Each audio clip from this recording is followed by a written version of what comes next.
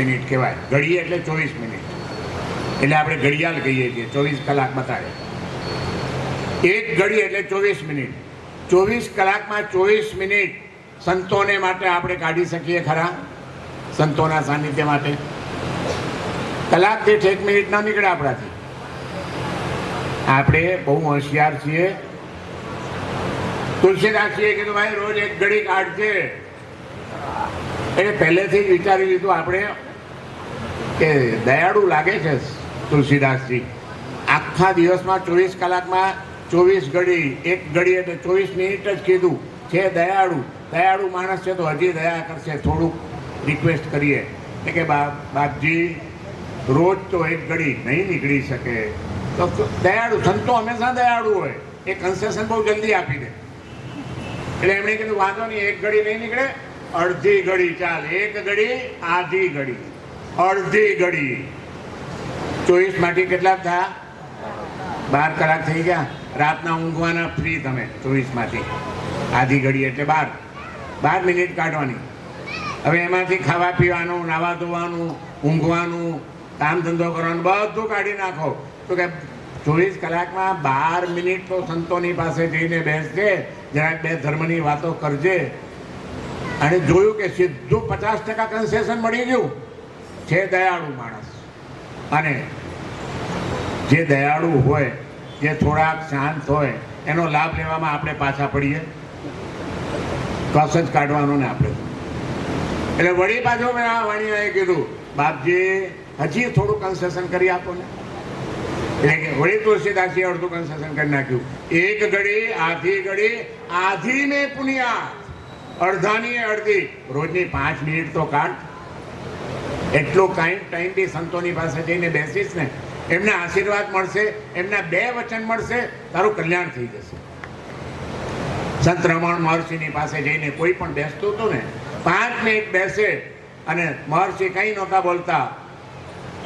હુ એમ આઈ, હું કોણ છું, મેં કોણ હું, બસ આટલું વિચાર કરો. આટલું જ બોલતા હતા અને પેલાનું કલ્યાણ થઈ જતું. સંતોની પાસે 2 મિનિટ પણ કાઢતો તો નકામી નથી જવાની. 1 ઘડી, આધી ઘડી, આધી મેં પુણ્યાત, તુલસી સંગત સાધુ કી કટે કોટી અપરાધ.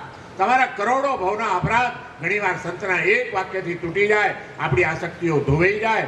એટલી તાકાત એ સંતોની સાધનામાં રહેલી હોય છે. એમની એક કૃપા દ્રષ્ટિ થઈ જાય અને આપણું કામ થઈ જાય. સતનો સંગ કરવાનો, સત નથી થતો તો આવા આત્માની અનુભૂતિ કરનારા, દિવ્ય તત્વો સુધી પહોંચનારા સાચા સંતોનો સંગ કરો તો પણ સત્સંગ થઈ જાય. પણ આપણે કહીશું કે આ કળીકાળમાં હવે આવા વિરલ સંતો મળવા પણ મુશ્કેલ થતા જાય છે. શું કરવું હેમંતભાઈ, કરવું શું? અને ત્યાં ત્રીજો રસ્તો બતાડ્યો કે તોય નિરાશ નહીં થતો. સતનો સંગ નથી કરી શકતો, સંતનો પણ સંગ નથી કરી શકતો તો કાંઈ વાંધો નહીં. જેમણે સતનો સંગ કર્યો છે એવા સંતોએ બનાવેલા આ ગ્રંથોનો સંગ કરવો, એનું નામ પણ સત્સંગ છે. જા. અને એ તો મળે છે ને. સતનો નથી કરી શકતા, રોજ તમને સંત નથી મળતા, પણ ગ્રંથ તો મળે કે નહીં? દરેકના ઘરમાં ગીતા તો હોય જ ને. હા પાડો છો, હું આવવાનો છું બધાના ઘરોમાં જોવા. હા, પહેલા ભાસીનભાઈના ઘરે. આપણા ઘરોમાં કોઈ ધર્મ ગ્રંથ હોય જ, હોવો જ જોઈએ એવો નિયમ ખરો આપણો? ઘરમાં છાપવું ના આવે તો ન ચાલે, મેગેઝીનો ના આવે તો, ચિત્રલેખા ના આવે તો, અભિયાન ના આવે તો, મેગેઝીનો ના આવે તો, પણ એકે ધર્મગ્રંથ ન હોય, ભગવદ્ ગીતા ન હોય, ભાગવત ન હોય, પુરાણો ન હોય તો ચાલે? રોજ 1 પાનું ખોલીને 1 શ્લોક વાંચો અને મૂકી દો, કલ્યાણ થઈ જશે. આમ આ સત્સંગમાં તમે બધા આવો છો, અભિનંદનના અધિકારી છો કે કમસે કમ આટલો સમય તમે કાઢો છો. પણ સમય કાઢ્યો છે ત્યારે મારે તમને એટલું જ કહેવું છે કે આ કથાના પ્રસંગને કદાચ વસી ફળિયામાં આવા પાટોત્સવ નિમિત્તે મને ખબર નથી, પણ લાગ આવે તો કદાચ પહેલી વાર આવું કથાનું આયોજન થયું હશે. અને એવા અવસરે તમે બધા આવો, અહીંયા આગળ શાસ્ત્રીજીની આ ભાગવત સપ્તાહની વાતોને સાંભળો, એ તો બહુ જ સારું છે. પણ પહેલા નંબર બીજા નંબરના શ્રોતા નહીં બનતા, ત્રીજા નંબરના શ્રોતા બનજો, જે દોરો સીધો અંદર ઉતરી જાય. અને એની સાથે જ સતનો સંગ ન થાય, સંતનો પણ ન મળે તો છેવટે રોજ ઘરે બેસીને પણ ગ્રંથનો સંગ અમે કરીશું, ગીતાના એક શ્લોકનો પાઠ અમે રોજ કરીશું. આટલો પણ જો સંકલ્પ કરશો તો મને લાગે છે કે આ આખી કથાનું આયોજન અને સૌનો પરિશ્રમ, તન મન ધનથી સૌએ જે કંઈ ભોગ આપ્યો છે, જે સૌ અભિનંદનના અધિકારી છે, એ બધાનો અનુદાન, એ બધાનો ભોગ એ લેખે લાગશે. અને ગજુભાઈ શાસ્ત્રીજી જેવા વિદ્વાન આદરણીય સંત અહીં આગળ જ્યારે રોજ આ રસપાન કરાવતા હોય તો એમનો પરિશ્રમ પણ એ લેખે લાગ્યો ગણાશે.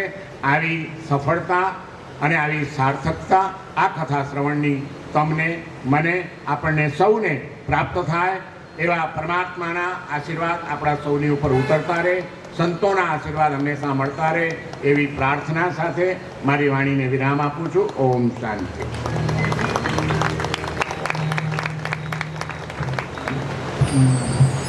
પૂજ્ય મહારાજ સાહેબના ચરણોમાં વંદન.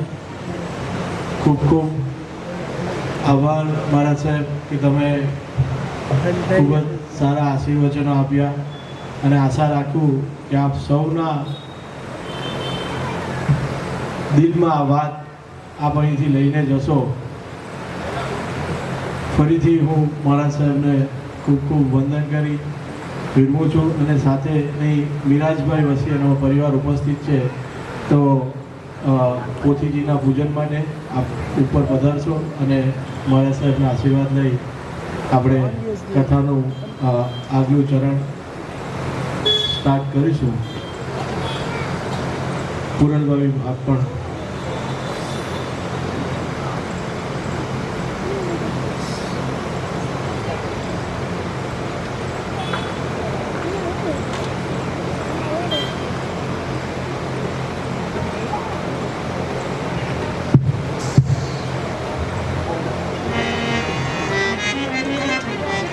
આપણી વચ્ચેથી મહારાજ સાહેબ અત્યારે વિદાય લેશે, તો આપ સૌને વિનંતી કે પોતાના સ્થાન પર ઊભા થઈ મહારાજ સાહેબને આપણે વંદન કરીશું.